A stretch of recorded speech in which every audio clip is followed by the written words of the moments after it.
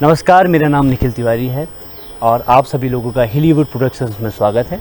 आज हमारे बीच में श्री गोपाल जोशी जी, जो वैसे तो फिजिक्स के लेक्चरर हैं, पर संगीत के प्रति समर्पण और प्रेम ने इनको एक उत्कृष्ट बांसुरी वादक की पहचान दी। सीखने और सिखाने की ललक ने इनके संगीत को और निखारा। संगीत नाट्य अकेडमी के सहयोग से इनने बहुत सारे प्रोग्राम आयोजित करे, जिसमें मशहूर बांसुरी वादक श्री पंडित नित्यानंद हल्दीपुर जी, श्री हरीश तिवारी जी और बहुत से नए कलाकारों को भी मौका दिया। तो जानते हैं इनकी यात्रा के बारे में। राग केदार से आपने शुरुआत की। गोपाल जी, अब मैं आपकी यात्रा के बारे में जानना चाहूँगा कि आपका जो ये संगीत का सफ़र रहा, क्योंकि संगीत का सफ़र तो काफ़ी संघर्षपूर्ण भी होता है, और जब आपने शुरुआत की होगी तो उसमें लगता है संघर्ष कुछ ज़्यादा ही होगा। गुणीजनों भी इतनी आसानी से नहीं मिलते। तो मैं जानना चाहूँगा उस बीच में आपके कौन कौन से गुरु जिनका आपको सहयोग मिला, जिनसे आपने इस संगीत का ज्ञान लिया, और आपके परिवार वालों का भी क्या सहयोग रहा है इसमें, क्योंकि हमारे वहाँ बड़ा कठिन होता है म्यूज़िक को फॉलो करना, और कोई कुछ परिवार समझता है, कोई नहीं भी समझता है। पर आपके वहाँ से क्या क्या रोल रहा आपकी फैमिली मेम्बर्स का, और आपका क्या संघर्ष रहा, क्योंकि शुरुआती दौर में बांसुरी जैसा इंस्ट्रूमेंट पकड़ना बहुत ही, मुझे लगता है कि कठिन इंस्ट्रूमेंट है, और आपने वो जो शुरुआत की आपने उससे ही की होगी। वैसे तो खुद ही हमारे वहाँ गाँव में तो प्रथा होती है खुद से बांसुरी बजाने की होती है। फिर आदमी को जब ज्ञान चाहिए शास्त्रीय संगीत का, उसके लिए तो आदमी संघर्ष करना ही पड़ता है, गुरु चाहिए ही उसके लिए। तो आपने इसकी शुरुआत कैसे की? मैं आपकी यात्रा के बारे में कुछ जानना चाहूँगा। निखिल जी, देखिए, शुरुआत तो इसकी मुझे भी नहीं पता एग्जैक्टली कब हुआ, लेकिन मुझे बचपन से ही याद है कि मुझे संगीत के प्रति एक आकर्षण था।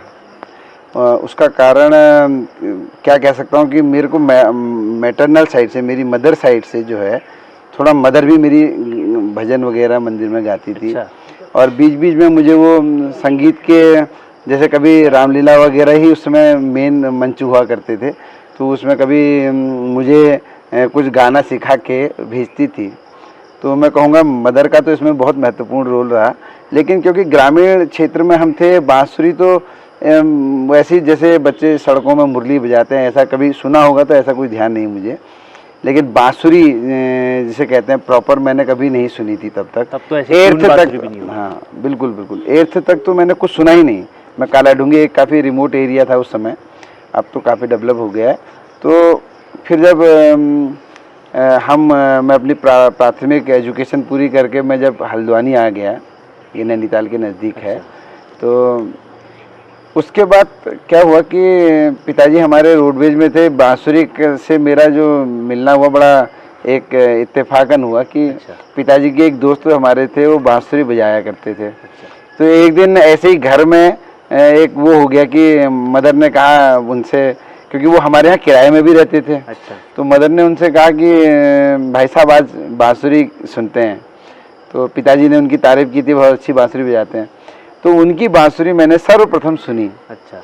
और उनकी बांसुरी सुनने के बाद मेरे मन में बांसुरी के प्रति एक आकर्षण पैदा हुआ, और वो बहुत ही मधुर बांसुरी लगी मुझे। तो मैं एक बांसुरी बाज़ार से ख़रीद लाया, और बाज़ार से एक बांसुरी खरीद लाया, लेकिन वो कुछ दिनों मेरे ख्याल से बजाई होगी मैंने। हाँ। फिर वो जो है कहीं घर में इधर उधर छूट गई तो चलता रहा। लेकिन एक दिन अचानक क्या हुआ कि मेरा पाँव उसमें पड़ गया, तो वो टूट गई। और जब वो टूटी तो मेरे हृदय में ऐसा हुआ जैसे कि कोई बहुत ही बड़ी घटना हो गई हो, बांसुरी टूट गई। और उसी दिन से मैं इसको कहूँगा कि उसी दिन के बाद मेरे को बांसुरी के प्रति एक ज़बरदस्त अंदर से तीव्र इच्छा पैदा हुई। और मैं जब वो टूटी हुई बांसुरी को मैंने देखा तो काफ़ी दुख भी हुआ, और मैं बांसुरी लेने गया। तो मुझे पता तो था नहीं बांसुरी मिलती कहाँ है। तो मेरे को बस इतना पता था कि कोई वो जो बच्चों को खिलौना बेचने वाले जो होते हैं वो बांसुरी लेके आते हैं। तो मैं सब्जी मंडी जाता था, और मदर कहती थी सब्जी ले आ, और मैं वहाँ जो है सब्जी के ही वो सब्जी मंडी में जाके बैठ जाता था और उस बाजे वाले का इंतज़ार करता था। अब वो तो मतलब उनका कोई फिक्स रूटीन तो होता नहीं है, तो कई घंटों वहीं बैठा रहता था मैं। तो मदर मुझसे कहती थी भाई सब्जी लेने जाता है तो इतनी देर तक कहाँ बैठ जाता है। तो मैंने बहुत पूछने पर मैंने बता दिया कि मैं तो वहाँ बांसुरी के चक्कर में बैठता हूँ। तो बस मदर ने मुझसे जब सुना, उसने कहा तू इतना परेशान क्या हो रहा, तू जाके उसने मुझे दुकान का पता बताया कि वहाँ मिल जाएगी तेरे को। मैं वहाँ से गया और बांसुरी ले आया। और तब मैं 12th में था उस समय, ये 89 की बात मैं बता रहा हूँ, 1989 की। और 12th के एग्ज़ाम जस्ट 20-15 दिन ऐसे कुछ रहे थे, फरवरी का मंथ था। तो मुझे जब मैं बहुत बांसुरी मैं उंगलियां चलाते रहा लेकिन कुछ विशेष आवाज़ नहीं आई, तो मदर ने ही मुझसे कहा कि अगर तेरा बहुत सीखने का मन है तो संगीत विद्यालय जाना पड़ेगा। तो संगीत विद्यालय में उस समय हल्द्वानी में जो बहुत फेमस संगीत विद्यालय था वो स्वर संगम संस्थान के नाम से, और वहाँ के जो प्राचार्य और आचार्य पंडित हरिश्चंद्र पंत जी, वही मेरे प्रथम गुरु के रूप में मैं उनको हमेशा याद रखूँगा, क्योंकि उन्होंने मुझे लगभग 4-5 साल तक बांसुरी की शिक्षा दी। अच्छा। लेकिन शुरू में जब मैं उनके पास पहुंचा तो उन्होंने कहा 12th के एग्ज़ाम दे लो और फिर बसंत पंचमी से शुरू करेंगे। लेकिन अब उस समय तो बांसुरी के अलावा कुछ दिखता ही नहीं था। मैंने कहा एग्ज़ाम तो जब होंगे तब होंगे, लेकिन मुझे आप सिखाना शुरू कीजिए।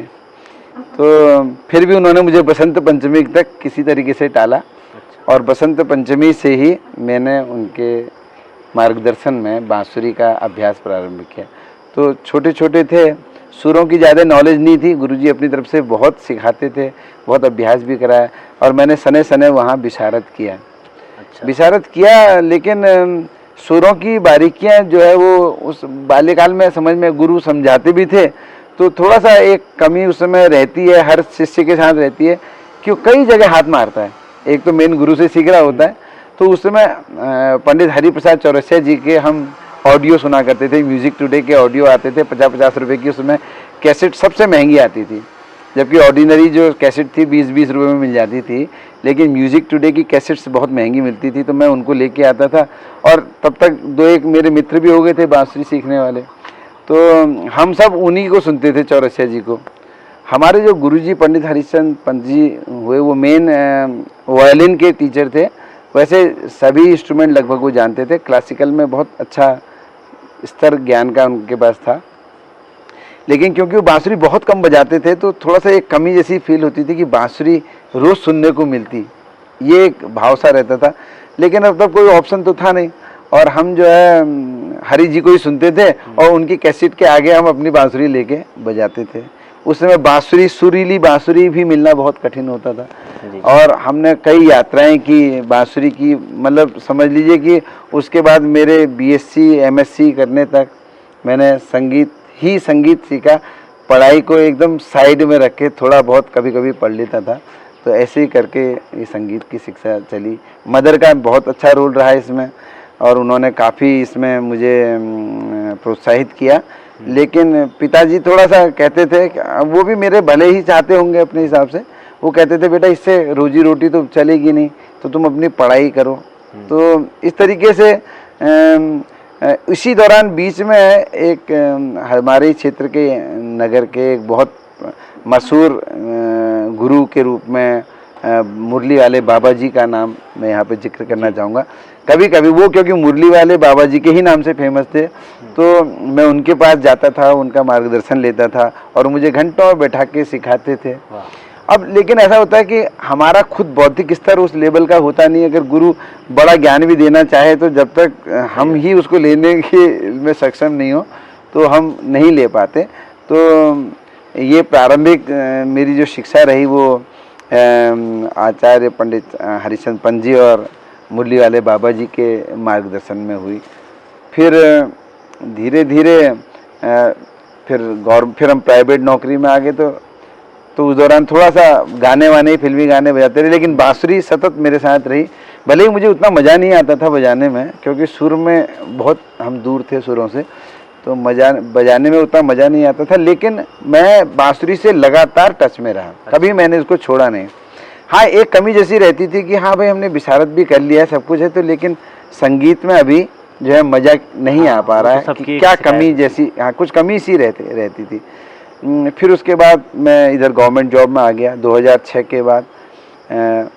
थोड़ा सा गवर्नमेंट जॉब में आने के बाद थोड़ा सा मुझे अब अपने लिए समय मिला।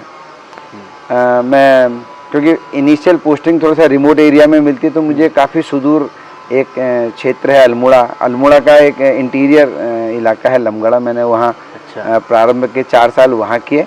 लेकिन 2010 में जब मेरा ट्रांसफ़र इधर नैनीताल ज़िले में हो गया, उसके बाद थोड़ा मैंने संगीत में अब, क्योंकि मैं पुनः हल्द्वानी के आसपास आ गया था, तो मैंने यहाँ फिर से जो उस समय जो गुरु लोग थे यहाँ के, जो प्रसिद्ध जो संगीत के पुरोधा थे, संगीतज्ञ थे, उनसे संपर्क किया। और उसी दौरान एक संगीत मंच हमने कहा कि चलो कुछ ऐसे लोग आपस में मिलते हैं, क्योंकि क्लासिकल को सुनने वाले भी बहुत कम होते थे। तो तब हमने क्लासिकल एक मंच की शुरुआत की, और उसमें मैं तब एक नए शख्सियत हमारे पंडित चंद्रशेखर तिवारी जी, उनके संपर्क में आया, और वो मूल रूप से सरोद वादक हुए, लेकिन गायन का बहुत अच्छा उनको अभ्यास था, और एक प्रतिष्ठित गुरु के रूप में वो इस पूरे क्षेत्र में जाने जाते हैं। तो मंच के काम के साथ साथ बीच बीच में मैं उनका भी मार्गदर्शन लिया मैंने, और मार्गदर्शन के साथ साथ जैसे उनका सुपुत्र जो है वो अपने आप में एक बहुत बड़ा संगीतज्ञ है इस क्षेत्र में, क्या नेशनल स्तर पे उसकी अच्छी आइडेंटिटी है, श्री स्मित तिवारी। तो अब एक मजा हुआ कलाकार के रूप में वो है, तो थोड़ा सा साथ का उसका मुझे भी बहुत फ़ायदा मिला, कुछ चीज़ें हमने सीखी, क्योंकि हम हर चीज़ से सीखते हैं। हमारे आसपास अब आप जब आप किसी काम को लंबे समय तक कर रहे होते हैं, तो आप छोटी छोटी चीज़ों से भी बहुत चीज़ें शिक्षा ग्रहण कर लेते हैं। तो मुझे उनका काफ़ी सहयोग मिला सुरों को साधने में। तो इस ढंग से ये यात्रा चली। फिर हमने यहाँ पर हल्द्वानी में ही एक संगीत मंच की स्थापना की, और क्लासिकल पंडित चंद्रशेखर पंत देवभूमि शास्त्रीय संगीत मंच के नाम से। और उसमें तो जब ये मंच के बड़े बड़े प्रोग्राम हमने एनुअली किए, तो इसमें काफ़ी बड़े बड़े कलाकार आए, तो उन कलाकारों से थोड़ा हमको भी संगीत के प्रति और नज़दीक हम पहुँचे। फिर उनकी जो सुरों में दक्षता थी उसको हमने जानने की कोशिश की, और ऐसे ही क्रम में मैं देश के हमारे महान बांसुरी वादक और माँ अन्नपूर्णा जी का नाम तो सारी दुनिया जानती है, उन्हीं के शागिर्द पंडित नित्यानंद हल्दीपुर जी के संपर्क में आया। तो बस उसके बाद मुझे अब लगा कि अब मेरी गुरु की रूप में एक खोज, जो रोज़ मैं सुरों की चाह में जो भटकता हूँ, वो मेरी खोज एक पूरी हुई। अब मैं उनसे पंडित नित्यानंद हल्दीपुर जी से मार्गदर्शन प्राप्त कर रहा हूँ। हालांकि वो मेरे से ज्योग्राफिकली काफ़ी दूर हैं, लेकिन मैं जो हूँ उनसे टेलीफोनिकली और कभी कभी वंस इन अ ईयर तो मैं उनके पास जा आता हूँ बैठक में। तो उनका मिल जाना तो एक भगवान का जैसा है कि जैसे ईश्वर की प्राप्ति हो जाती है, कुछ इस प्रकार का भाव मेरे मन में आया है। और उन्होंने मेरे को सुर साधना कैसी की जाए, सुरों को कैसे साधा जाए, मुझे इतना तो पता लग गया था कि मेरे पास सुर नहीं है, लेकिन सुरों को कैसे साधा जाए इसके बारे में उन्होंने मुझे काफ़ी ट्रेनिंग दी। और उसी पथ में मैं जब आगे चला तो अब मैं काफ़ी संतुष्ट फील करता हूँ कि हाँ, मुझे अब संगीत के क्षेत्र में हाँ मुझे कुछ आया है। ये मैं ईश्वर का आशीर्वाद मानता हूँ कि सभी गुरुजन मेरे, चाहे पंडित हरिश्चंद्र पंत जी ने मेरे को उंगलियां रखना सिखाया, फिर पंडित चंद्रशेखर तिवारी जी ने मेरे को अब कुछ रागों में बारीकियां बताई, उनके बेटे ने भी काफ़ी मेरे को हेल्प किया। और साथ में मंच में आए, क्योंकि जब हम छोटे छोटे बच्चों को सुनते थे, कलाकारों को, तो भले ही वो सुर में नहीं गाते थे, लेकिन उनके बीच में रह के उनको सुन के सुरों के नज़दीक उनकी वो जो परख हम देखते हम धीरे धीरे कब हमको आ गया ये हमको पता भी नहीं लगा। और मुझे लगता है ये शायद माँ सरस्वती का ये आशीर्वाद हमको मिला, और आज की तारीख में मैं काफ़ी संतुष्ट फील करता हूँ कि हाँ, संगीत में मुझे कुछ मिला है। संगीत की धुन आपको लग गई थी, हाँ, तो जहाँ चाह होती है वहाँ राह तो मिली जाती है। बिल्कुल। और सबसे बड़ी बात थी आप इसके साथ संपर्क में रहे, क्योंकि हाँ, मैं देखता हूँ बहुत लोग छोड़ देते हैं, निराश हो जाते हैं, और आपने वो यात्रा चालू रखी। उसके बाद आपको सब लोग, आपको ईश्वर भी आपकी मदद करता है। बिल्कुल, ये कुछ ऐसा था कि अंदर से कुछ ऐसी चीज़ थी कि मुझे ऐसा लगा कि संगीत तो शायद मैं कभी छोड़ ही नहीं सकता हूँ, मतलब इसके प्रति एक जबरदस्त सही बनाना पड़ता है। हाँ, बिल्कुल बिल्कुल। तो जो आपने सुगम संगीत में भी काफ़ी काम किया और आपको सुगम संगीत का भी काफ़ी नॉलेज रही, उसमें भी आपने कहीं बहुत जगह यहाँ पर वादन भी किया, मैंने भी सुना। तो आप जैसे सुगम संगीत को कैसा समझते हैं, और क्या आप कुछ धुन आप हमारे दर्शकों को भी सुनाना चाहें सुगम संगीत की? बिल्कुल बिल्कुल। सुगम संगीत ऐसा है, सुगम संगीत की जो पहुंच है वो एक आम जन तक भी होती है। शास्त्रीय संगीत तो लोग, हालांकि मधुरता के मामले में शास्त्रीय संगीत भी उतना ही मधुर है, और बल्कि उसमें तो बहुत सारी चीज़ें हैं, वैज्ञानिकता है उसके अंदर। लेकिन सुगम संगीत जो है वो लोकप्रियता के आधार पर, क्योंकि वो सीधे उसमें रागों की बंदिशें ने, वो बंधन नहीं रहता, तो थोड़ा सा उसमें मधुरता पे ज़्यादा ध्यान दिया जाता है। और फिर एज ग्रुप के हिसाब से भी म्यूजिक तैयार किया जाता है, किस किस एज को किस प्रकार का म्यूजिक पसंद होगा। तो सुगम संगीत का अपने आप में बहुत बड़ा स्थान है, और मैं समझता हूँ कि सुगम संगीत के जितने भी चाहने वाले हैं वो समझ जाते हैं कि पहले उनको क्लासिकल ही सीखना है, सही बात। उसके बाद आता है। यानी कि ये एक तरीके से क्रीम वाला हिस्सा है। सही बात। जो बेसिक फाउंडेशन है वो शास्त्रीय संगीत में ही है। और सुगम संगीत अपने आप में, लता जी के बारे में मैं आपको बताऊं, लता जी खुद कहती हैं कि मैं क्लासिकल में आना चाहती थी, लेकिन सुगम में उनको इतनी पॉपुलैरिटी मिल गई कि अब वो कहती है कि मेरे को क्लासिकल की कमी उतनी खलती नहीं है, लेकिन उनकी बचपन से एक ही इच्छा थी कि वो क्लासिकल में ही आना चाहती हैं। तो इसी प्रकार से सुगम संगीत जो है वो, जब एक बार आप सुगम में आ जाते हैं तो फिर जो है आपको लोकप्रियता खूब मिलती है, और हर इंसान लोकप्रियता का को पाना चाहता है। हर इंसान चाहता है कि भाई वो कुछ बजाए तो चार लोग सुने उसको। ये चीज़ सुगम संगीत में काफ़ी देखने को मिलती है। वो थोड़ा सफ़र बताइए हमें, कैसा रहा? हजारों की बांसुरियाँ खरीद के लाते थे, और बाद में पता लगा किसी का पंचम गड़बड़ है, किसी का ध्यावत गड़बड़ है, किसी में शाही पूरा नहीं आ रहा है। अच्छा, शुरू में एक दिक्कत ये भी होती थी, क्योंकि हम भी शुरू में नहीं होते थे तो खरीदते समय पता नहीं लगता था, और बाद में जब ले आए तो फिर पता लगता था कि ये तो सब बेसुरियाँ।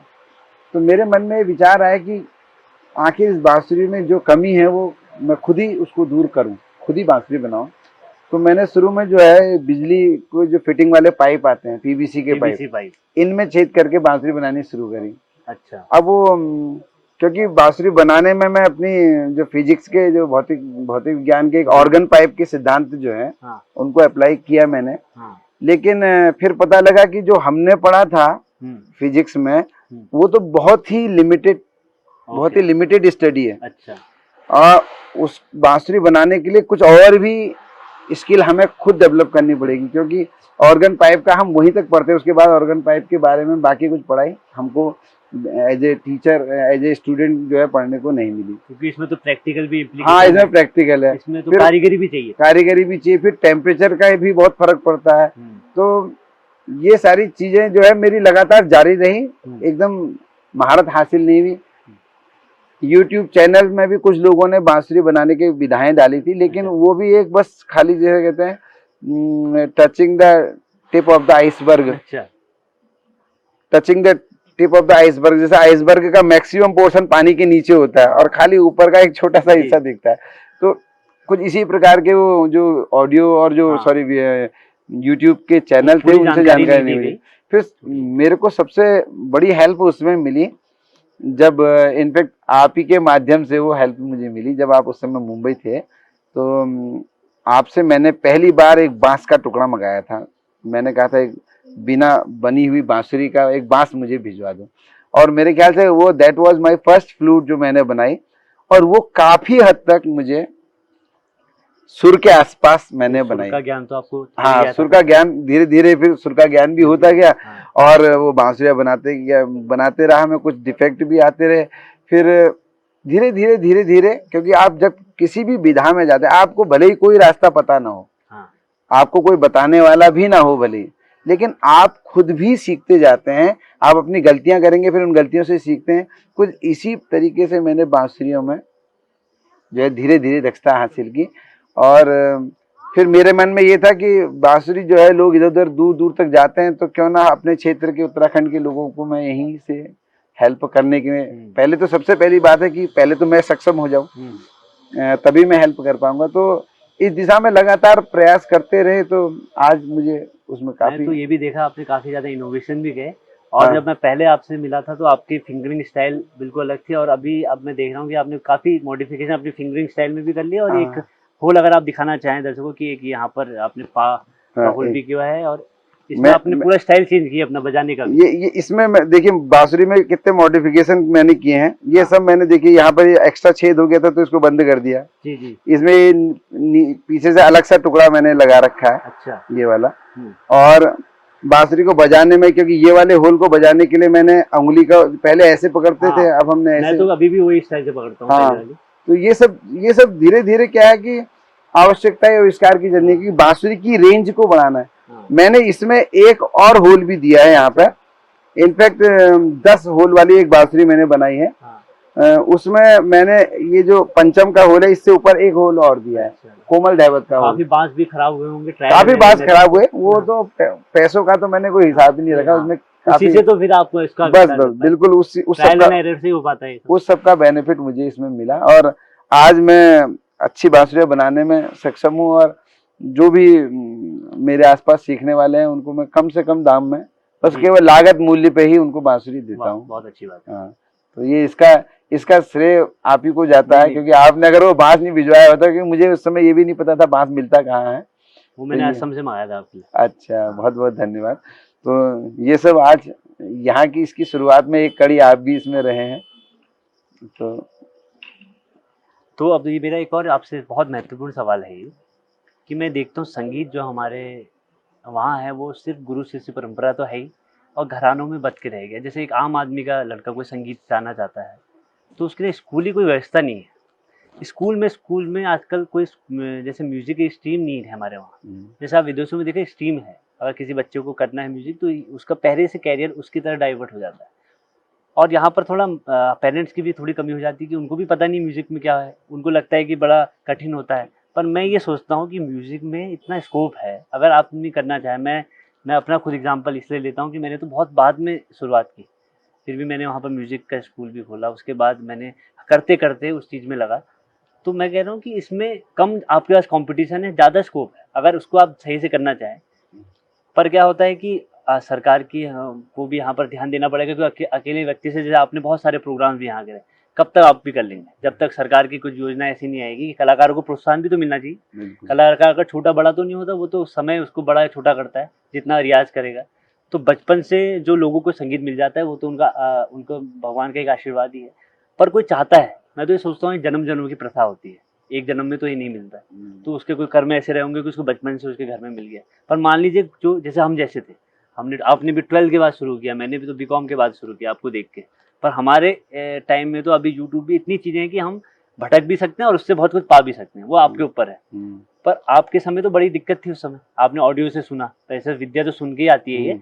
पर अभी जो आप क्या चाहते हैं कि इसका कैसे विकास हो, कैसे रिसर्च और सिस्टमेटिक अप्रोच हो इसकी स्टडिंग की, कि म्यूजिक को आसानी से लोगों को मिल जाए सीखने को, और वो उसको एक कैरियर के रूप में देखा जाए, एक स्ट्रीम के रूप में देखा जाए, जैसे और सब्जेक्ट हैं, जैसे साइंस है, आर्ट है, कॉमर्स है, वो भी एक स्ट्रीम आई जाए। उसके बारे में आपकी क्या सोचना है? देखिए, ये आपने बहुत ही महत्वपूर्ण प्रश्न किया है। मैं क्योंकि संगीत भले ही मेरा एक प्रोफेशन नहीं रहा वैसे, क्योंकि मैंने इससे कमाया नहीं, इसमें लगाया ही है। मैंने संगीत के संवर्धन के लिए काफ़ी प्रयास भी किए। जो हमने जो मंच बनाया था उसका भी मुख्य उद्देश्य यही था कि शास्त्रीय संगीत के बच्चों को और इस विधा को जानने वालों को एक मंच दें। हम वहाँ पे फ्री व्यवस्था करते हैं। आचार्य पंडित चंद्रशेखर तिवारी जी उसके अध्यक्ष हैं।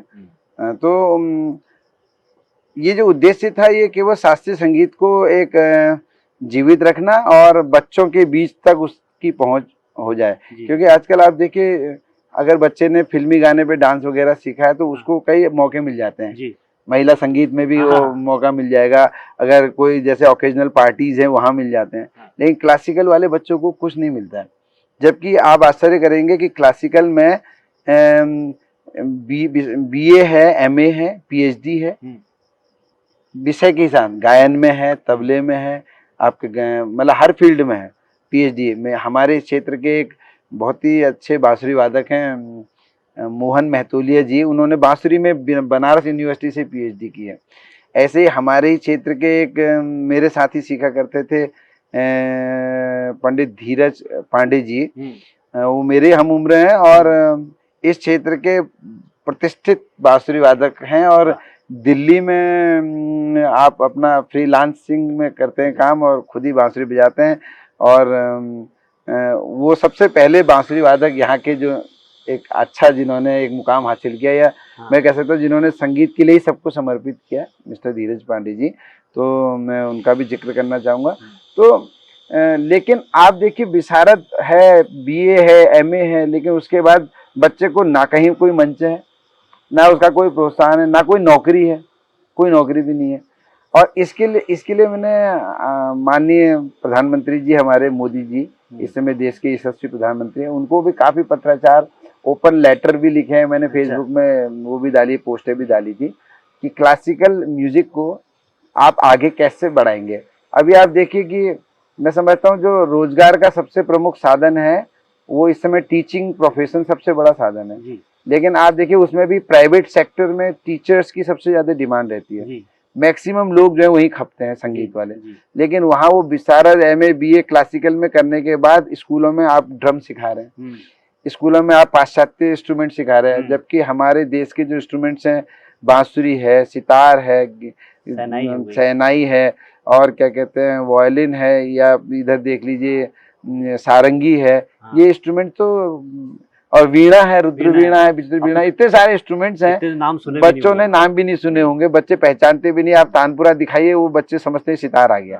तो ये हमारे देश का दुर्भाग्य है, इतना बड़ा विज्ञान संगीत का पूरे विश्व को भारत ने दिया है, लेकिन उसके प्रोत्साहन के लिए कुछ नहीं है।